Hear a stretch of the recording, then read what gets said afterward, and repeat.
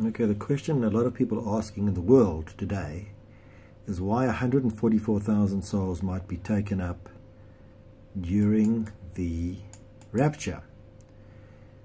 Now, I've spent many years looking at this myself, trying to work out why out of over 7 billion souls on earth will only 144,000 souls be taken up during the rapture. And we've all considered every possible scenario. And I have begun to realize that it's the very thing that a lot of us don't realize. And it's a trick. You see, we come to earth in a soul when we're born, and we leave as a soul when we die. So technically we come alone and we leave alone.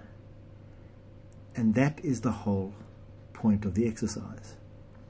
And we obligate ourselves on this earth to the things around us, not realizing that we bind our soul to the monetary values, the people, and so on, and we don't realize that those are the things that will actually affect our soul when we leave. Another thing that I've noticed about religion is that a lot of people don't believe that they are responsible for the acts that they do on earth.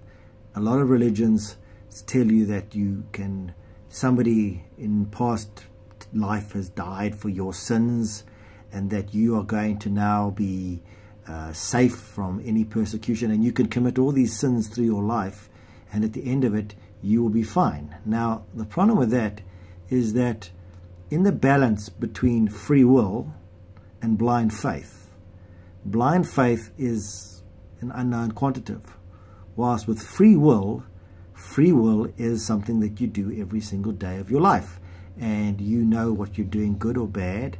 And when you do something bad, you know you've done something bad, and you need to accept responsibility for the things that you've done.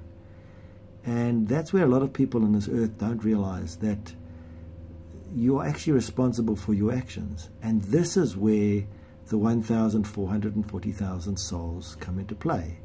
Because you see, all religions seem to give the impression that you are not responsible for your actions, and that somehow you're not going to be held liable, and that if you ask for forgiveness, you'll be forgiven because the Creator is a forgiving God.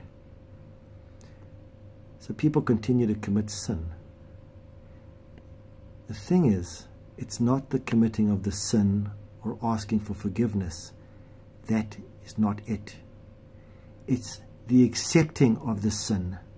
It's the accepting of what you've done and accepting the repercussions of what you've done. So if you've committed a sin and you embrace the fact that you've committed the sin knowingly, and you tell God that I've committed the sin and I'm okay with whatever happens to me now in this world or the hereafter, that is when you might be one of the 144,000 that get taken up. Because if you think about 7 billion people on earth, and you ask 7 billion people if they've ever committed a sin, or they've ever broken the 10 commandments, or the 7 deadly sins, or whatever it is, they'll deny it. They'll deny it, and they'll get a lawyer, and they'll take you to court, and they'll demand that you denounce what you've said, and that's what humans do. You see, humans believe that whatever they do wrong, they will be covered. Even in the Jewish religion, they every year say the various prayers that they say, asking God for forgiveness for their yearly sins that they do, and they then feel that they are no longer responsible for the sins that they've done. But the problem is that as an individual, we are responsible for the sins we do on this planet, and against others, and against God.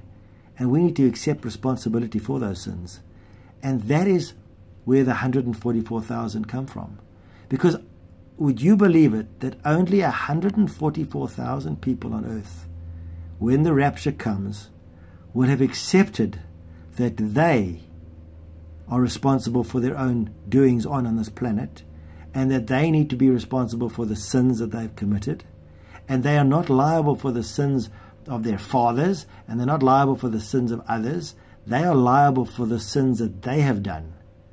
Only if you get influenced by somebody and you commit a sin on behalf of that person, you are responsible for the burden, not the other person.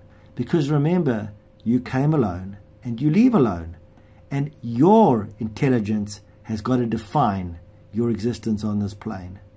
And that is why, and this is just in my opinion, why only 144,000 people are going to be going to heaven when and if there ever is a rapture in this world. Because that is the truth. And that's the reality. And that's all I have to say.